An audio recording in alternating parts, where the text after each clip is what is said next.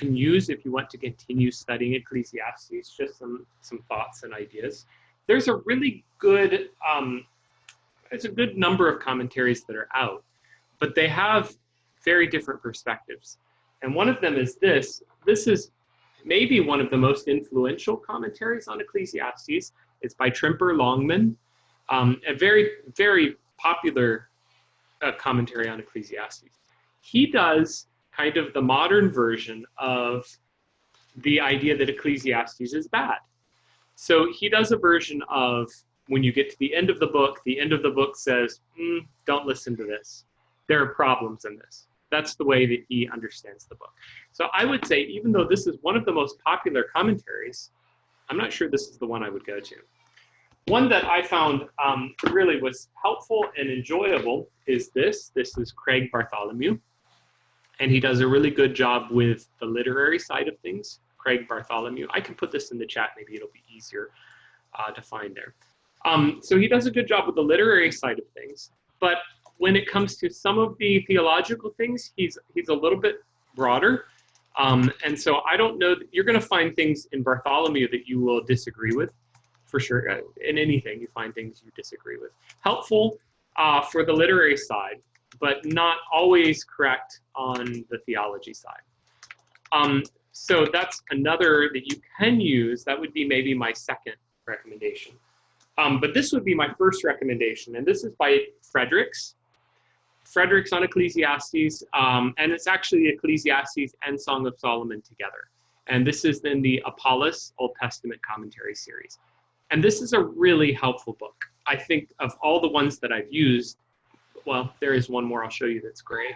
But this is one of the most helpful. And so this will go through and give you good literary help. It will also give you very good theology help. He takes a positive view towards the book, which to me is just an assumption that I think we all ought to have. We all ought to come to the book of Ecclesiastes and agree with it, right?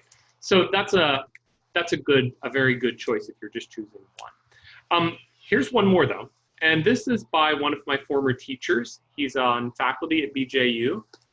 This is Randy Yeagley. It's on Kindle, it's $10. So anyway, I mean, you can literally have it before we're done tonight. You can have it before I get done talking about it. He wrote this, and he's taking a positive view. He's taking clearly a conservative view. He does a good job. It's not a commentary, as in you're not going to be able to turn to, chapter 7, verse 4, and find out what's going on there. He doesn't do it that way. He kind of walks you through the book and explains it to you. So that's good and helpful in some ways, and in other ways, if you're wondering about chapter 7, verse 4, you kind of need a commentary, and so that's where you can go here. But this is a great resource. And by the way, I just have an email in my inbox right now. Dr. Yeagley will be teaching a class for us with the ongoing series of classes we've been having. So this is with the Asian Advanced Center for Advanced Christian Studies, Asian Center for Advanced Christian Studies. And so there he's going to be doing a class for us starting in June. So if you're interested, you can actually dig deeper into the book of Ecclesiastes in that class, and that's coming up.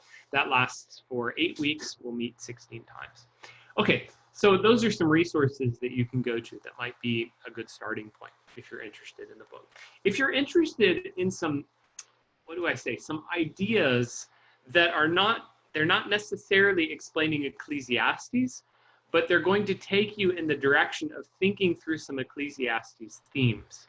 There is a movie, believe it or not, that is excellent. I say it's a movie, it's a play, and it's called Our Town by Thornton Wilder. I'm just scrubbing through it. So basically it's a play, and as the play goes, they're unfolding some of the themes that are right out of Ecclesiastes. I'll go up and I'll show you just a little piece, one section out of this play, and we'll see what you think. But it just gives you kind of some of the same ideas we've talked about, but it's doing this through basically a narrative or through a play kind of format. And it's beautiful. Every time I watch this, I actually cry because it's just powerful things. So here, let's see what we find. Darling, I don't want to get married. Oh, hush now. Everything's all right. Why can't I stay for a just as I am. Let's go away. No, now you stop and think a minute. Don't you remember what you used to say all the time? That I was your girl. Well, there must be lots of places we could go to. I'd work for you. I could keep house. Oh, you mustn't think about such things. You're just nervous, that's all. Now. Judge? Judge, will you come here a minute? Well, you are marrying the best young fella in the world. Judge is a fine fellow.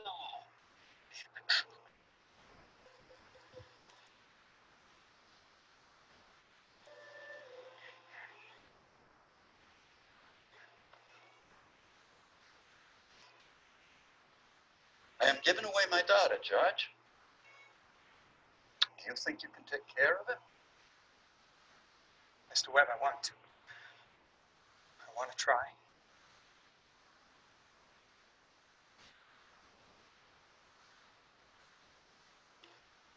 Emily, I'm going to do my best. I love you, Leo. I need you. Well, if you love me, help me. All I want is someone to love me. I will, Emily. Emily, I'll try. And I mean forever. Do you hear? Forever and ever.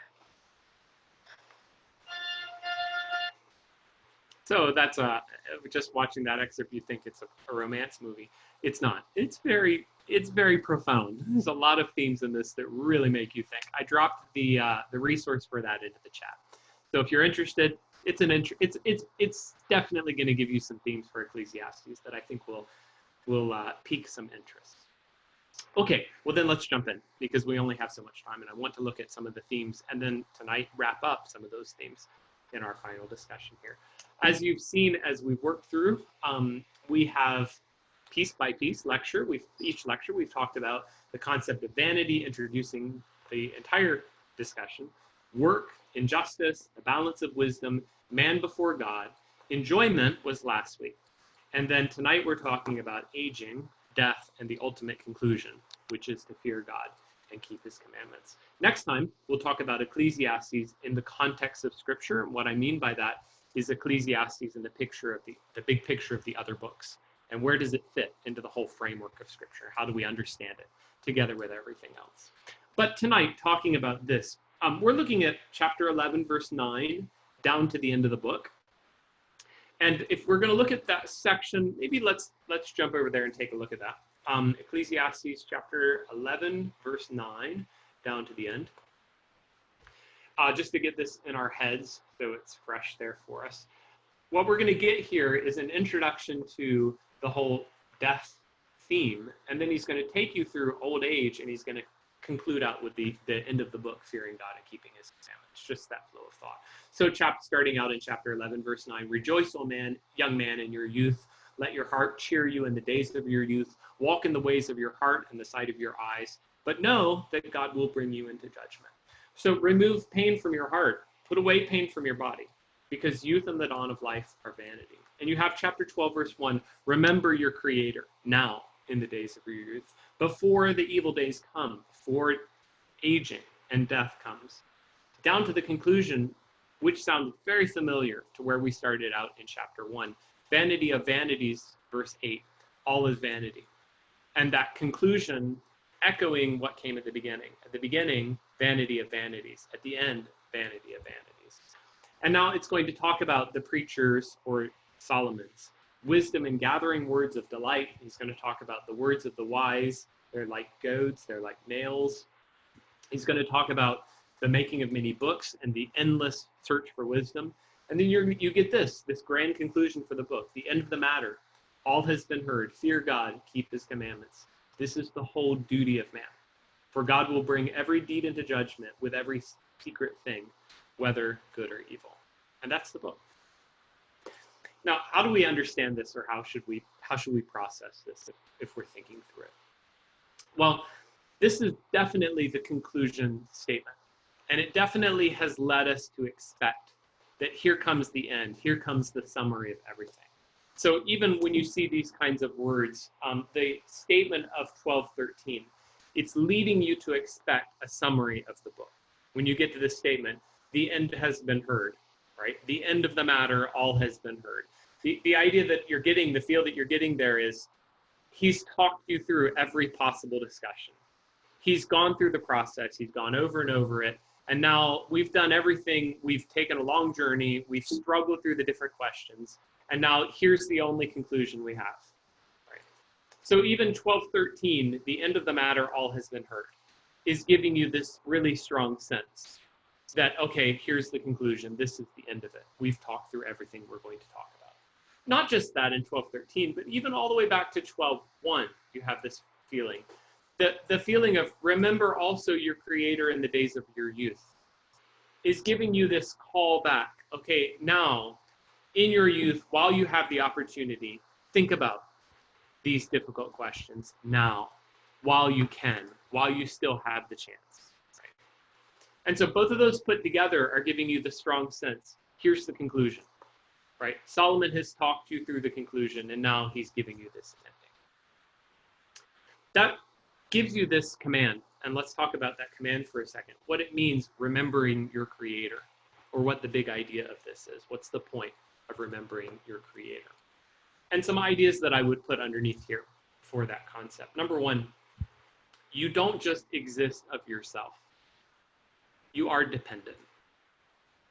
And this is really easy, oddly, strangely. It's really easy to forget as a human being, because we have our lives running smoothly, and as an adult, then you're able to provide for yourself. And even in, let's say, in societies where we are well provided for, none of us are struggling to come up with just enough income to be able to feed ourselves, right? And so in societies where we're well taken care of, it's all too easy to start thinking as though we have controlled and we have made our own lives safe. We have accomplished this. And the basic foundation that he puts before you is every moment of your existence, you're dependent on God, right? Every moment of your existence, it's only because God is granting you life. And that's a fundamental and foundational reminder that has to stand behind every moment of our existence, to think this way about life. God made you. God made you, and he knows what is good for man. He knows exactly what you need as a human being. It's not an accident of just how it happened that the world exists like this. It's not as though there's a world and then you stick God into it. There's a world and it's this way because God made it like that. And everything that is that way because he had a plan for it. Even sin and the curse, right? In spite of sin, he's not the cause of sin. But in spite of sin, he uses the curse to draw people back to himself. So nothing that you face is mere accident. Everything you face is from his hand. Okay, this I can't overstate how foundational this concept is of God, the creator. And foundational because of some of these notions. Just remember a diagram that I showed you a while back. Just remember that all of reality divides into only two categories: God and everything he made. And so to look at the world that way, to look at it through the lens of not that there is a world that just exists and then a God that's inserted into that, but that everything came from his hand, that he is the foundation of all existence, that he's the beginning point of all things. It completely revolutionizes, has to revolutionize the way we think about life. Because fundamental to all of reality, like I said, is God, God's existence. So remember your creator. How is it possible? It's possible to actually live life without thinking about him and his existence. Remember him. Remember that you are made, that you don't just exist of yourself. Okay, that takes me to the second thing, and it's this: death. Ecclesiastes talks a ton about death. And it's pretty interesting to ponder, even across societies, how societies handle the problem or the question of death. Okay, so in most cultures, it's not considered terribly polite to spend a lot of time talking about death. It's considered, well, that's just depressing, right? And so, we all know. You say something like this. Walk up to a person on a street corner, in almost any culture, look them in the eye and say, "You're going to die someday," and they're not going to view this as a nice thing you did, right? It's not considered like the socially correct thing to do. And we're tempted to think, well, that's just American culture, that's Filipino culture. I think it's just human. We don't like to think about our mortality.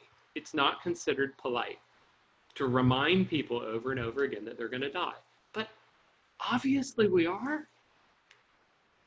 So one of the arguments we've made from time to time here in our discussions is to say, why not think about it? Because it's reality, think about it. Okay, look it square in the eye. Look at yourself in the mirror. I will die. What am I doing about it? How am I living based on this reality? Because it's fact. And ignoring it or pretending it doesn't exist won't make it go away. So Ecclesiastes, to me, I find it refreshing in a way. I find it refreshingly clear, honest, that Ecclesiastes is willing to talk about death so much. Let's look at some of the passages that do this. And so I'm pulling together the passages across Ecclesiastes that just discuss this theme. Ecclesiastes 2:16, of the wise as of the fool, there is no enduring remembrance. In the days to come, all will long have been forgotten. The wise dies just like the fool. Okay, so, I mean, call yourself a success, call yourself a failure. Either way, you die the same way. The end is the same. Chapter 3, there's a time to be born and there is a time to die. Okay, so birth, a beautiful, exciting, there's a sense of newness and refresh, a new life, right? A fresh life, kind of unsullied, and in no way, touched by sin and the corruption of this world, except you recognize together with a time to be born, there's a time to die. Both of those are there. And so every baby that enters the world, a new, fresh, untouched life, not really, because that life is going to die. Every human being does this. What happens to the children of man and what happens to the beasts is the same. As one dies, so dies the other. They all have the same breath. Man has no advantage over the beasts, for all is vanity. Way back in our first lecture, I read this verse as one of the troubling verses in Ecclesiastes that we read and we say, I can't believe that. Or Solomon must have been wrong here because that sounds unbiblical. Well, if you read this to say human beings and animals are the same, then okay, clearly that's not true. That's not a biblical idea. I don't think that's the idea here. The idea here would go something like, if you really stop and think about it, human beings are fundamentally different. We're made in the image of God. But when it comes to my final day, as far as death goes, biologically speaking, really, I'm not different than an animal. In the sense of life and death, I need breath, I need oxygen, I need food, I need water, right? I have to be within certain very narrow constraints on temperature. There's certain requirements I have to have. And you mess with those requirements and I can't survive. And if you watch an animal die, it's not really that much different than a human dies. I think that's his concept. And so when it comes down to the final day, when it comes to your last moment, man has no advantage over the beast. At the end of the day, when biology catches up with you, when the limits of your life catch up with you, you can't say, well, but I'm different. Well, when it's time to die, you die. Chapter 4, verse 2. I thought the dead who are already dead more fortunate than the living who are still alive. I can't really go into the interpretational discussion there, but in the sense of certainly those who pass on to their eternal reward, there is a sense here. The struggle is done. It's over. Chapter 7, verse 1. A good name is better than precious ointment. The day of death is better than the day of birth. It's better to go to the house of mourning than to go to the house of feasting, because this is the end of mankind. The living will lay it to heart. this verse ought to be in our thinking every time we attend a funeral. I definitely have it in my thinking every time. And every time I just put right in front of my face, again, I will eventually be in that box. You know, when you have a funeral, you have a box, there's somebody in the box. Eventually, I'm in the box. Okay, that has to happen eventually. And that's this concept. Because here, and I'll build on this concept later, every time you go, it's another warning. I will pass away. I will pass away. How am I living? Am I living well? Chapter 9, verse 3. There is an evil that is done under the sun. The same event happens to all. Everybody goes to the end, and they go to the dead. The children of men are full of evil. Madness is in their hearts while they live, then they die. I mean, that's the way it reads. Right? The hearts of the children of men are evil. And it's sheer madness what they do on planet Earth. Then they die. Chapter 9, verse 10. Death becomes an encouragement for work. There is no work or thought or knowledge or wisdom in the grave to which you are going. That's the meaning of Sheol, in the grave to which you are going. And even chapter 12, verse 7, dust returns to the dirt, to the earth as it was, and the spirit returns to God who gave it. Okay, so that's reading down through this whole set of themes, and it's big, it's broad, all across Ecclesiastes discussing death. And here's the question I wanted to ask and spend a little time just processing here for us. And my question goes, why do you think it works like this? Why do you think life is like this? Why is life shaped like a big curve with early life and late life basically being like a return to childhood? Okay, here, I'll put this in graphic form. Let's try it like this. So if you think about life itself, and you just think about the process of life, you can recognize, I think, pretty quickly that there's a kind of a curve in the sense that my earliest childhood and my old age are the two periods of my life when I am by far the most dependent. Children get born and they can't feed themselves, right? I mean, very practical terms. They need a diaper, right? I mean, they can't even take care of the basic needs they have. Putting something in, taking care of it when it passes. They can't do that. And any kind of medical need or anything like that, they're completely dependent. Obviously, a child can't even walk. Right? They can't walk, they can't get food for themselves. Certainly, they can't contribute enough, profit-making potential to be able to come up with value, create value, and feed themselves and preserve their life. And so they're utterly dependent on other people. And you have this long period in the middle, somewhere from like early adulthood, where you do have the potential to create value until somewhere around here, and you no longer have the strength to really create value. And what you end up with then is this range of times in your life, okay? A pretty significant range at the beginning and a pretty significant range at the end, where you are dependent on other human beings for your very existence. You're dependent on other human beings just to make life work. And ironically, in some of the very practical ways, some of the same ways, okay? So a child doesn't have the ability to walk yet.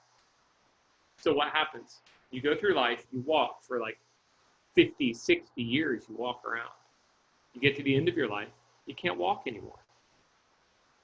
What about, other very practical aspects? Not everybody, but people sometimes lose the ability to take care of their own biology and their own functions, right? That's a part of old age, right? You often lose the ability to talk. So a child learns to talk, they talk for how many decades, and then they lose the ability to talk again, right? Comprehension. When you're a child, you can't understand what's going on around you. Everything's kind of confusing. You don't hear it well, you don't understand the language, and so on and so forth. You get to old age, a lot of times you lose your hearing and you lose your comprehension again. In other words, there's a real sense that a lot of people have commented on, this is kind of like a second childhood. You kind of go back to your childhood again. And one of my questions here, just processing this theologically, is why do we have on each end of our life this kind of return? Let me do it another way. Here's another way that this sometimes gets processed. And I'm taking this from, believe it or not, I'm taking this from my coworker who wrote excellent paper for us in the Asian Center for Advanced Christian Studies. It was on old age, and basically he was doing a theology of old age. It's excellent. And so he was asking, this is Dr. Phil Kay, some of you know. He was asking this question, which is a very profound question. Why does God allow us sometimes to exist and just to languish sometimes at the end of our lives? So think about, I'm thinking of JSM. I mean, your own former pastor, who for years, what, a decade, really, is just very limited with some of the things he would most want to do. He'd like to be able to preach. He'd like to be able to evangelize. He'd like to be able to talk to people. Right? And he can't do the most basic things. And there's a real way, in the case of your former pastor, he continued to have ministry even with these limitations. But a lot of us would look at that and say, what's the point? If that's me, I would feel like, I'd rather just go on to heaven, because why struggle and be in pain and in sorrow and hurt for all of these years? And even more if you think of someone who loses their mind or their mental capacity. Some people are able to maintain their reasoning and their thinking, and he did. But other people, even I've got relatives, okay, and they're in their 90s, and they don't understand anything that's going on. And so why do they just sort of exist in that pain and that struggle and that sorrow? These are hard questions, right? And so I'm asking questions like, why did God design it this way, or why does God allow it? And here's my argument. I think there's something really profound going on here that helps us process our life. I think this is not just an accident. Well, I know that it's not just an accident. That this is part of the deeper design that God has for us as human beings. Under these points, number one, from beginning to end, we have the reminder that we are finite. And so we literally watch our bodies wear down and fall apart. It's not like death is just this shocking surprise that hits you one day with no warning, right? It's all the way through your life, these constant warnings, like as though God is saying to you every day of your existence, you're going to die. You're weakening. Your life is tearing you up. You're going to die. And he's giving you these warnings your whole existence. Okay? I am 36. So last night I was doing my exercises, and some of my exercises had these kind of jumping jacks sort of things. And so I can watch my kids do jumping jacks. And like one of my boys, excuse me, I lost her thought here. One of my boys, I mean, the amount of energy, he's just flailing, his arms are going everywhere. But their little joints, it's like it's all just made out of rubber and they just bounce. They have endless energy. Okay, so last night I was doing my jumping jack exercises. And it sounded like popcorn, because it just something, I don't know what, but in my knees and my ankles, something was popping. It was something weird was happening. I don't know, still don't know what it was, but pop, pop, pop, pop, pop, pop, pop.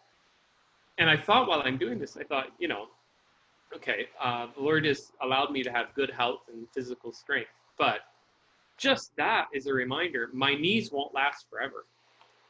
And I went on a run this morning with my boys. We did some exercise together. And I loved it. It was fabulous. It was so energizing and so fun. And I thought while I was running, I really did. I thought, I won't be able to do this forever. And I'm going to enjoy this because I can today. And I'm going to run and love it because I can today. Okay. But here's the kind of concept is, I think God has designed life like this. So it's not just like you're at the peak of your strength and everything's going wonderfully, and then boom, you die. That does happen to some people. But I think God has given you a warning. Even in the way that you wear down, that you reach this point where you're feeling it. And he's saying to you, it's coming, it's coming, it's coming. Think about it. Remember your Creator. Before everything winds down and then you're gone, remember it now. It's a really beautiful warning. It's part of his good.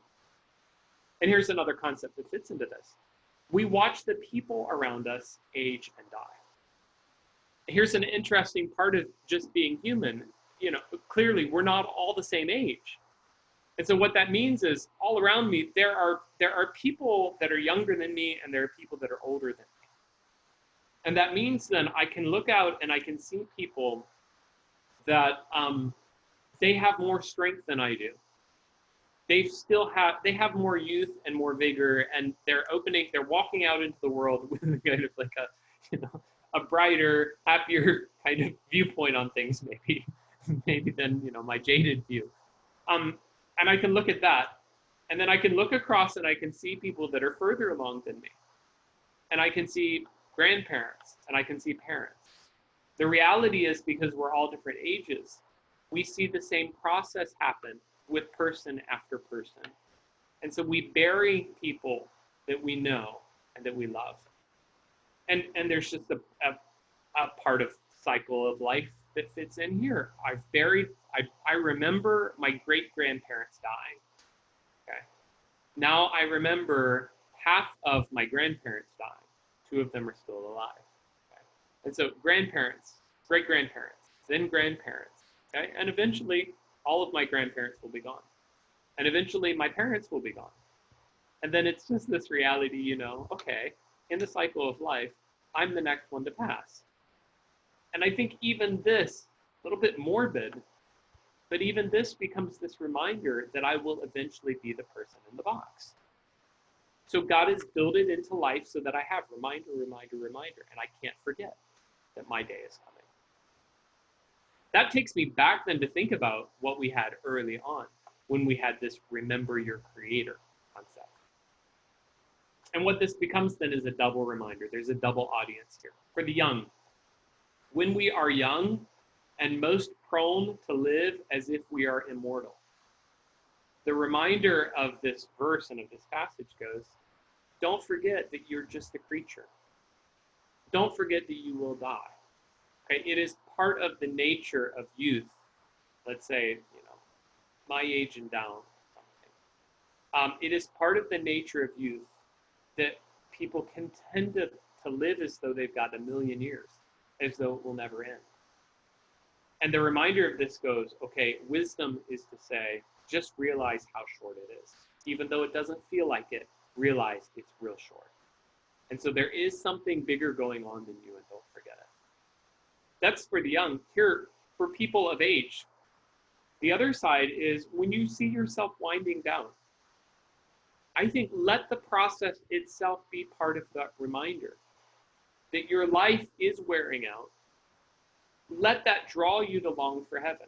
And one of my concepts here goes, I kind of wonder or suspect if, let's say, the life cycle or the way that the way that things went, if we went into like our mid-30s or our 40s and we were in fullest vigor and fullest strength, and then boom, you just died.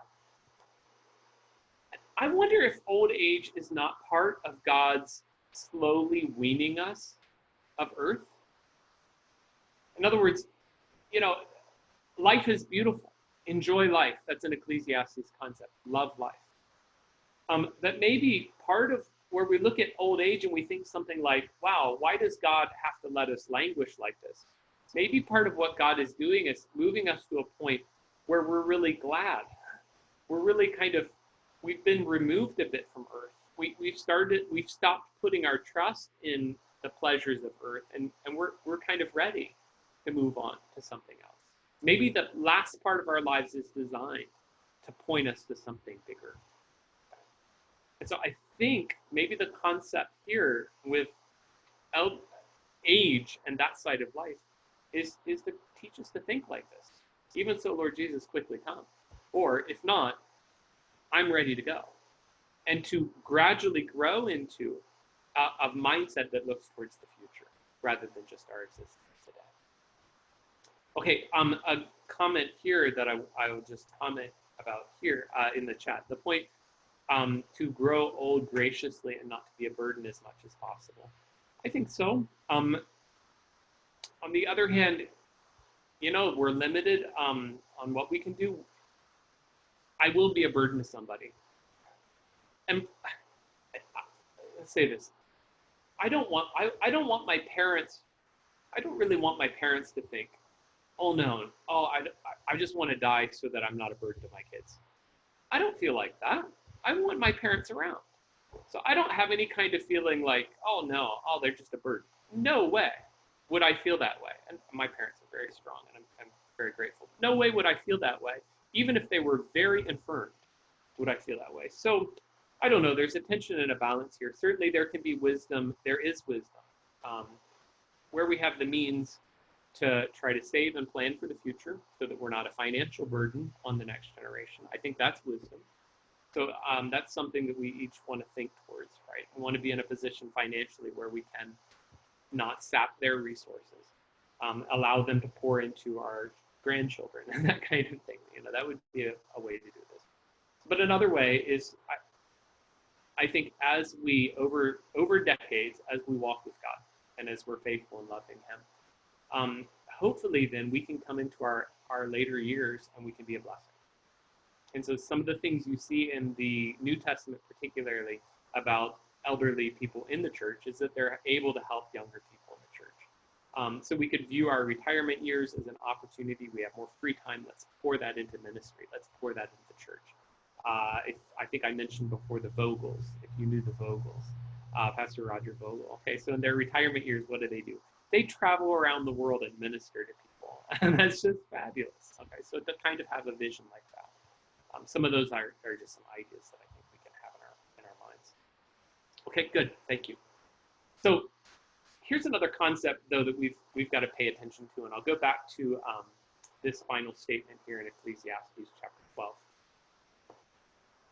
Just notice this, a concept of judgment that's built in here.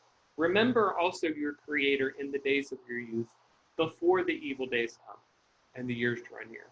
And what follows here, some of these descriptions here are a little hard to understand. We're not even sure what all of them mean. But they basically are describing the winding down of our bodies. Okay, so your teeth wind down, your eyes grow dim, even your hearing is not as clear, these kinds of concepts. And then you just notice here, verse 7, the dust returns to the earth as it was, the spirit returns to God who gave it. Which is clearly a very strong creation concept. Okay, this sounds like Genesis 1. God breathed into man the breath of life. Man became a living soul. God made man out of the dust of the ground. But what it's giving you is this really strong sense that death is not just the end of life, but it is kind of like your final exam. Or it's the time when you have to give an account. It's the time when God will judge how you lived your life and whether you lived it well. Even if you go back earlier in chapter 9, or chapter 11, rejoice, all young man, enjoy your younger years, but know that for all these things, God will bring you into judgment. And if you go forward to at the end of chapter 12, you have this kind of idea in the conclusion. The end of the matter has been heard, or all has been heard. Fear God, keep his commandments. Why? Verse 14, because God will bring every deed into judgment with every secret thing, whether good or evil. Okay, so wrapped up in all of this is a concept connected to judgment as well. And so a question I want to ask is, why is judgment attached to old age and to life, these kinds of concepts? Okay, here we can find, this is the theme across the book as well. God will judge the righteous and the wicked. There's a time for every matter and for every work. And then the two passages we just read. And this is a major theme that helps in Ecclesiastes with things like the problem of justice, where we talked way earlier about the reality of people who do awful things. Okay, when will justice come? When will God set things right? And that becomes part of my answer here, is that death becomes the great equalizer. Death is the time when rich and poor, weak and powerful, righteous and wicked, everybody comes to death the same. And so at the moment of death, nobody can say, well, I have more money, can I take a pass on this one? Right? No, they die. Right? Nobody gets to come to death and say, well, I'm smart, can I figure out a solution? Can I outmaneuver death? It doesn't work like that. Everybody dies. And that becomes kind of God setting things right. That if you look across life and you say it's not fair that some people have more power, some people have more wealth, some people have more intelligence, and so they can create injustices. Well, here is God's bringing some justice. When they die, it's just them standing nakedly before God. That's it. And at that point, you can't claim anything. And the concept tied so deeply to death is God will bring justice to pass. And so at that moment, standing in the presence of God, there's no hiding. It's you before God. Or use the concept of chapter 5. God is the one you must fear. God is in heaven, you are on earth. Listen, God is the one you must fear. What's really beautiful and rich about some of these themes, if you look carefully at where the book has brought us, the book earlier at some places, where you read about be not overly righteous, be not overly wicked, these kinds of things. Maybe a few places it sort of sounded like Solomon was, amoral, well, whatever.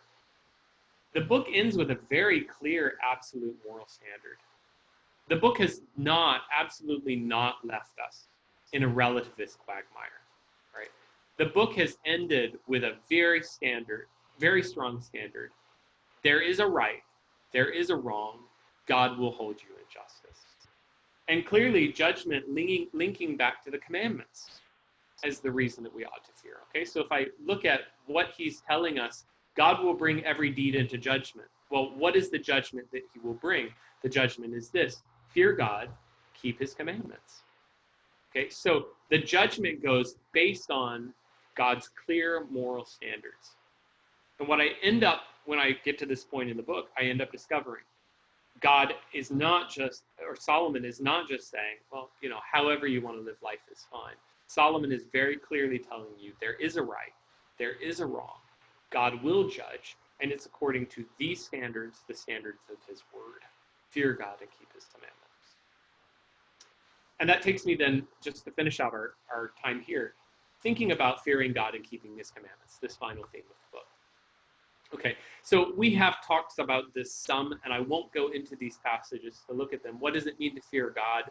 We talked about previously, you recognize who he is, his great power and his holiness. You show respect that fits his glory. You understand reality as it actually is, which is that there's a God and he's bigger than me. And you obey him, practical responses of doing what he tells you to do. Okay, so this is the essence of fearing God. In the context now of Ecclesiastes 12, what I end up with is some pretty remarkable kind of overlaps between fearing God and keeping his commandments. So fearing God is the attitude that we have to have. His commandments are the basic standard that we have to have. So he gives us an attitude, both a way that we have to view him, fearing him. He gives us also clear and strong requirements. Here are commandments that guide. Here are commandments that govern. And it's not just however you want to decide or however you want to do it. He's made it very clear what is the right, what is the wrong, how it must be done. And also connecting back to earlier things that we saw all the way back in chapter 5.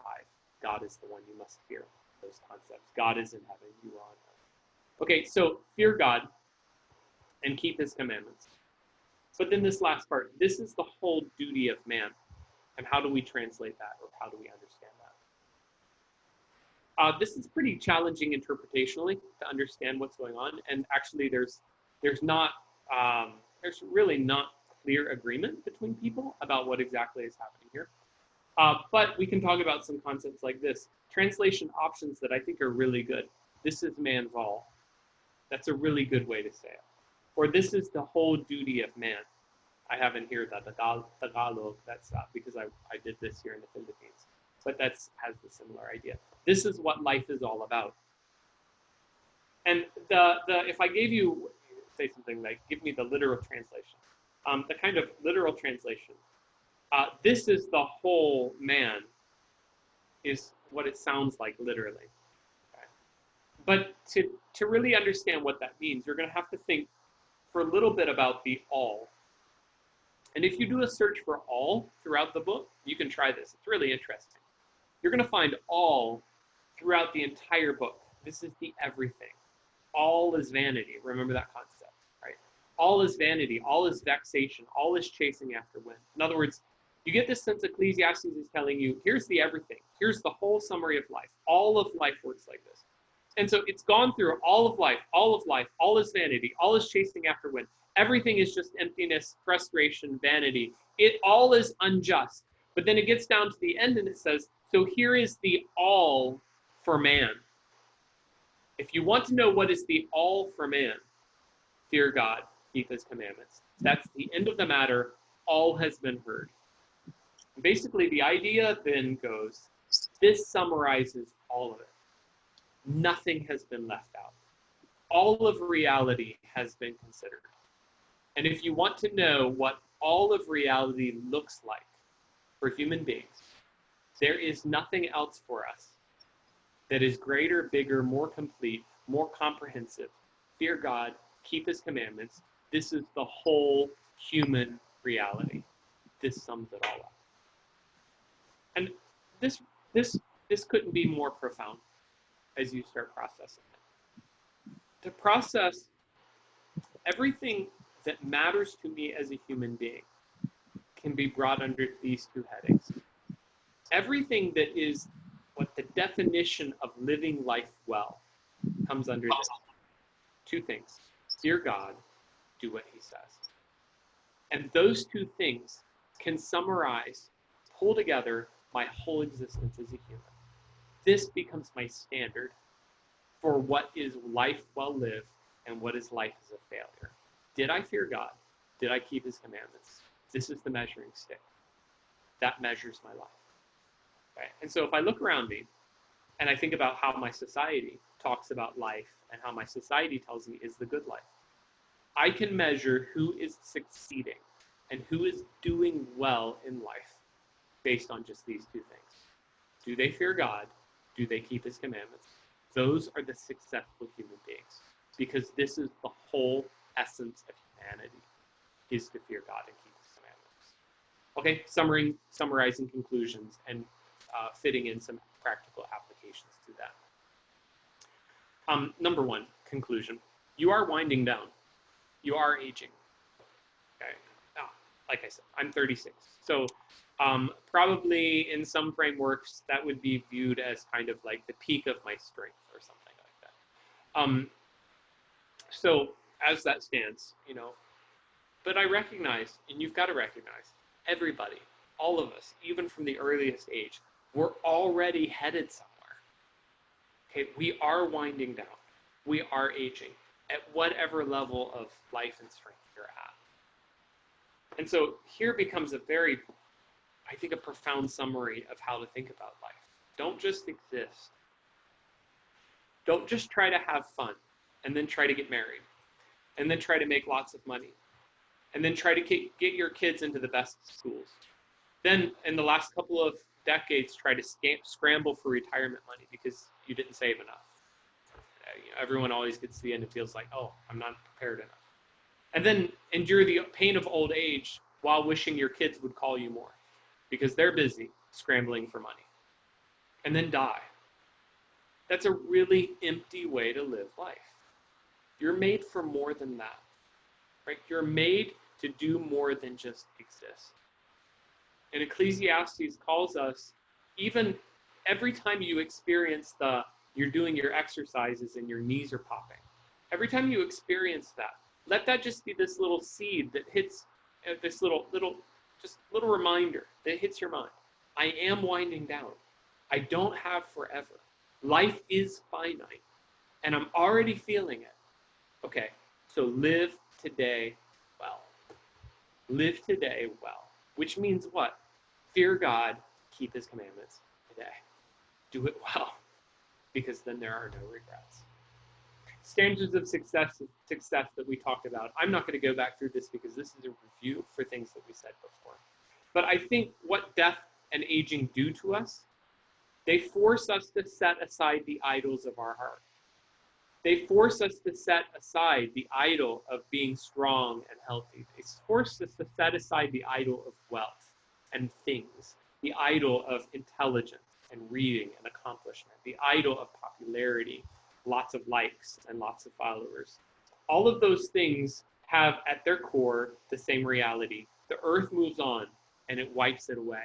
Death comes and all of that gets wiped away.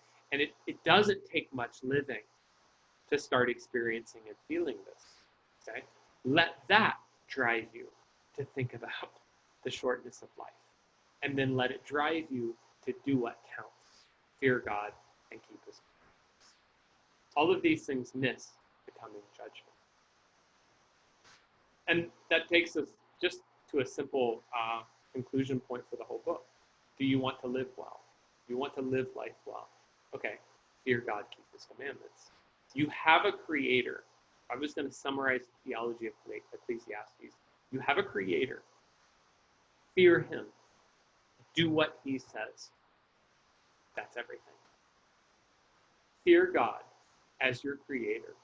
Do what he says. And that's it. I'm going to answer a couple of questions, and then if I have a moment or two, I'll put up a diagram form of talking about some of this. But we've got some good questions here. So the question here goes, explaining chapter 11, verse 10, and understanding how that fits with chapter 11, verse 9. So let me take a look at it. Rejoice, O young man, in your youth. Let your heart cheer you in the days of your youth. I'll put this, it'll be easier. Read it along with me. Let your heart cheer you in the days of your youth. Walk in the ways of your heart, in the sight of your eyes. But know that all these things God will bring you into judgment. Remove pain from your vexation from your heart. Put away from pain from your body. For youth and the dawn of life and vanity. Yeah, okay, good question. Because here I think maybe is the logic that you're asking me about here. I'm just guessing, but not. You can correct me. I think what you're thinking here, chapter 11, verse 9, sounds like, hey, you, young guy, quit just enjoying life and think about judgment, right? And so this could almost sound a little bit sarcastic. Oh, well, fine, go, enjoy, have a good time. Just know you're going to be judged for it. And it doesn't sound like it really fits here, the judgment idea fitting with remove pain from your body and remove vexation, so these sound like they go opposite directions. Something like this. The remove pain and vexation, let your heart cheer you and rejoice, sounds like, forget about all that dark, depressing stuff. Just go out and play sports and have a good time, right? That's what that sounds like. But the judgment and the you will die thing sounds really depressing. Like, go find a dark room somewhere and read a depressing philosophical book, okay? And so it sounds like we're moving in two different directions at the same time. Which is it? Come on, just go have a good time or get serious. And I think the answer is both. With the logic going, if I take the truths of Ecclesiastes seriously, God will judge me. Fear God, keep his commandments. I think where that takes me in just processing life, I will live wisely. I will live well if I fear God and keep his commandments. And actually, this is the best life. I have to keep this balance with Jesus talking about take up your cross and follow me, some of these ideas. Okay, so understanding that I recognize those emphases elsewhere in the New Testament, that they fit as well. The idea still goes that if I said, forget what I'm doing, I'm going to try to make it my goal to go out and make a lot of money. That's my goal, make a lot of money and live in luxury. And let's say, hypothetically, it wouldn't happen. But let's say, hypothetically, that it did happen. And I could go out, I started a company and become a billionaire. I can promise you, that choice would not make me a happier human than I am right now. Because here's what I have right now. The privilege of walking with God. The privilege of talking about his word with people. The privilege of pouring my life into his word and into other people that love his word. What price tag can you put on that? Okay. And so the concept here goes, living life, fearing God and keeping his commandments in whatever calling that means for you in your life is going to be the best way to live. And so we're not choosing between happy and following God. I don't think that's the idea. The idea is following God, that is the best life. That's the best choice you have. And if I do that, then I think chapter 11, verses 9 and 10, I can see how they fit together. I hope maybe that answered your question there. A good question. And then the other question here, How should we view longevity? Should we then wish to live long on earth? Great question. And longevity and old age is considered a blessing across Job, Solomon, Proverbs, across Solomon's writings. So that's a blessing. And I think we want to view longevity as a blessing. To put that in an Ecclesiastes framework, though, longevity is not a blessing because if I can live a long time, then I can have more fun and I can have more pleasure. I think the idea of Ecclesiastes goes, longevity is a blessing because life is beautiful and I will enjoy it, but also because I can use my life to serve God, fearing God, keeping his commandments, serving the people around me and helping them come to know God better and love him more. Those kinds of concepts. See, in that I'm going to find meaning. And in that kind of meaning, then I can look at long life as a real blessing, because it is a blessing from the hand of God, but not as a thing that I'm trying to pull for myself and only have for myself. It's really a thing that I enjoy and I'm grateful for because I'm able to use it for God. Okay? I don't know if that helps. I think there are some really interesting ideas here that relate to longevity, because in our world, there's starting to be some discussion about, can science maybe increase our lives? And actually, I even saw something like this. Can it abolish death so that eventually we would be able to overcome death? And I have a personal friend that kind of looked at this idea and it grabbed him.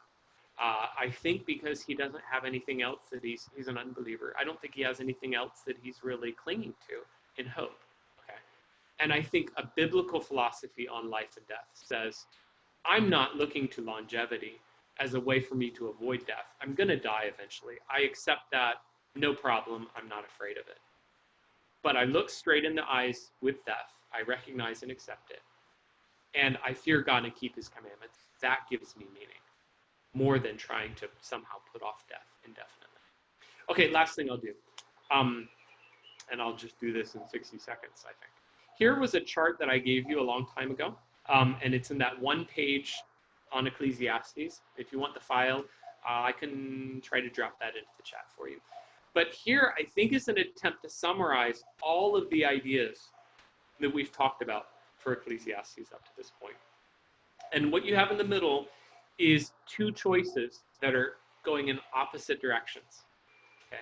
And so the purple, that's a choice you can make. You can live life vanity chasing after wind. And if you do, Ecclesiastes talks to you with themes like death and injustice and oppression and money and how empty it is and uncertainty. See? And so if you go to the left, all is vanity and chasing after wind, and you decide to chase one of those things, it's going to be empty. And Ecclesiastes will talk to you with these pointed themes, and you'll be frustrated. Or to use chapter 12's terminology, it will be like goads. Ecclesiastes can be like goads. It can really hurt. Okay? But if you'll go to the right, if you'll choose fearing God and keeping his commandments, then Ecclesiastes will talk to you with themes like this: wisdom and God's sovereign purposes for humanity. And even the two themes in the middle, work and pleasure, can go either direction, because fearing God and keeping his commandments can drive you to work and enjoy it. Fearing God and keeping his commandments is, I would argue, the most enjoyable life. So that's the most beautiful way to live. Okay? So work and enjoyment can be positive things if you move to the right. If you move to the left, work and enjoyment can be really negative things, because you can start to recognize that work is sometimes frustrating and enjoyment doesn't last. It's ultimately empty. Okay? So I'm trying to grab some ideas that I think help me understand the book better coming out of this chart. And that choice then that Ecclesiastes is facing us at the end, which will you choose? Do you choose vanity, or do you choose fearing God and keep his commandments? Then attach this to all the themes around it. And those themes around it, depending on which way you go, are going to help you measure whether you're enjoying life or whether you're facing frustration. Okay, that's all I have for tonight. Next time that we come together, we'll be talking about our next topic, our final topic, which is discussing Ecclesiastes in context of the rest of Scripture, how it fits into the big picture of the rest of Scripture. Okay, that's all I have. If you give me a quick second, I will also put that document into the chat for you if you want to grab it. So, but that's all I have. Thank you, Dr. Anna, for the wonderful lecture. Talking on topics which are close to our heart. We are an aging population in Singapore. And I think we will really learn to fear God and keep His commandment. All right, thank you so much.